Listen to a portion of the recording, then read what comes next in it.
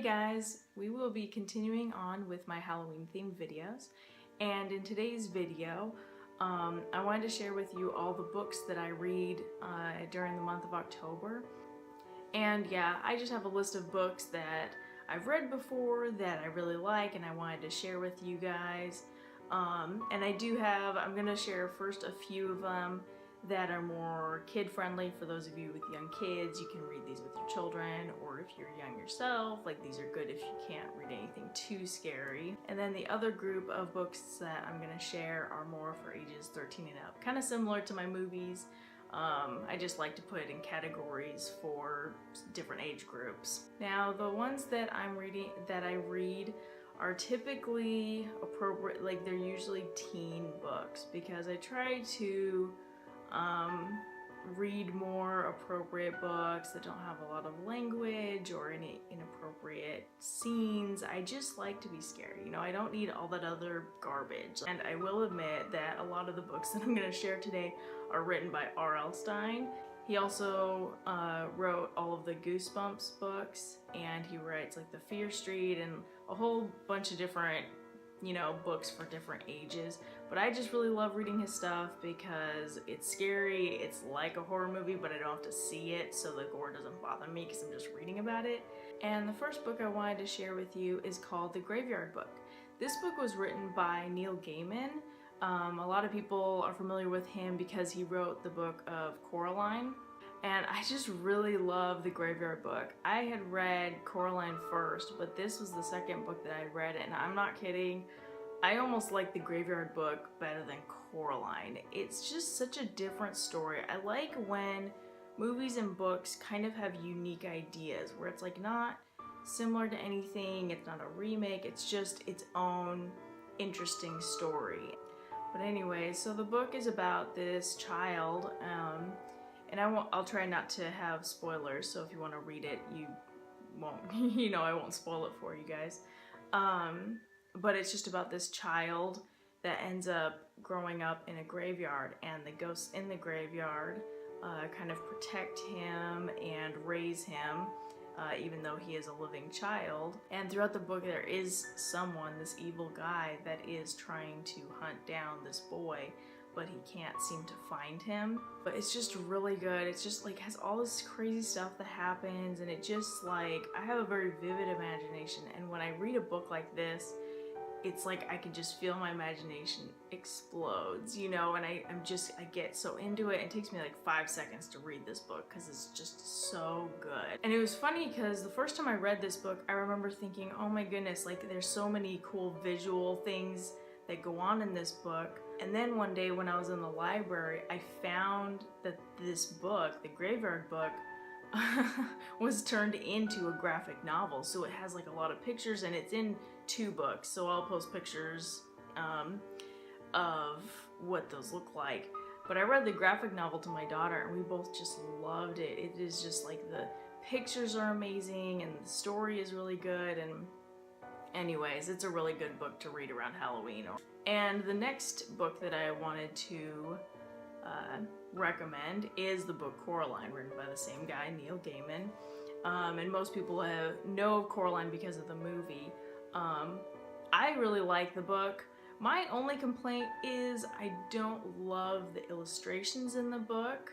I haven't looked at it yet, but I have heard that there is a graphic novel of Coraline, so I want to check that out and see if the pictures are much better. And this next book, I actually have this one so I can show it to you. It is called Garfield's Scary Tales, and I loved Garfield when I was a kid.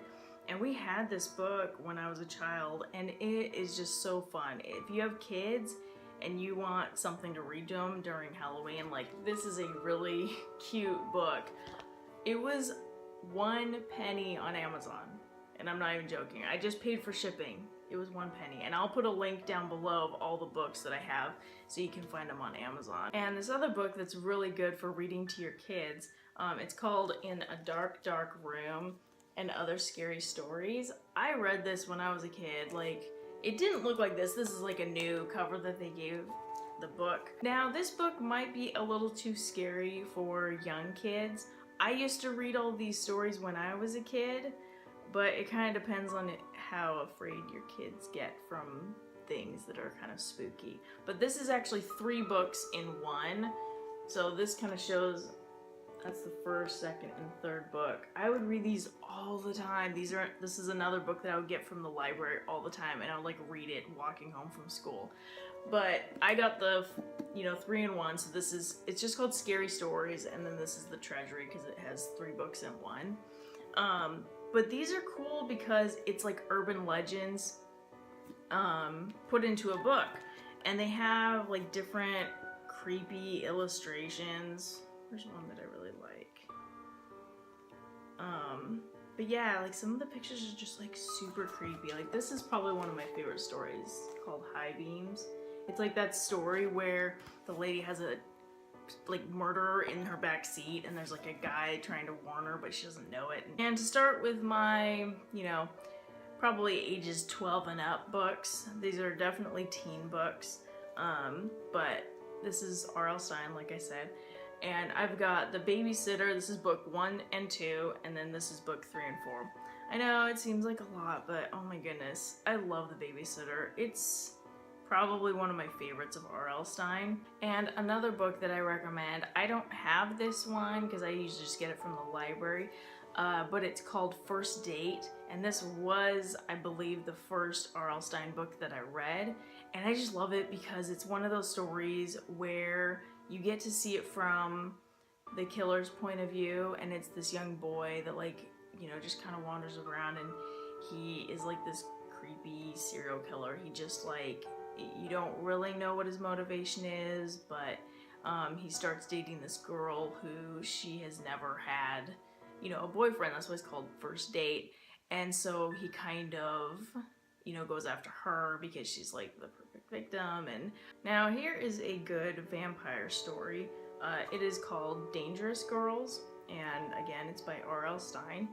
And I really like this one because it kind of has a different spin on vampires. And these next 2 books, I really love them. It's called The Wrong Number, and then there's The Wrong Number 2.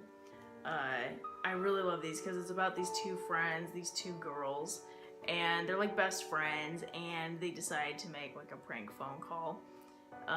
Like at least several prank phone calls, but then this one, they hear something scary going on and they decide to investigate. And there's like this crazy thing that goes on with around this murder, and this like person's after them, and it is just like so suspenseful, but I just love these books. They're so good. And the last group of books that I wanted to share with you is the Fear Street Saga.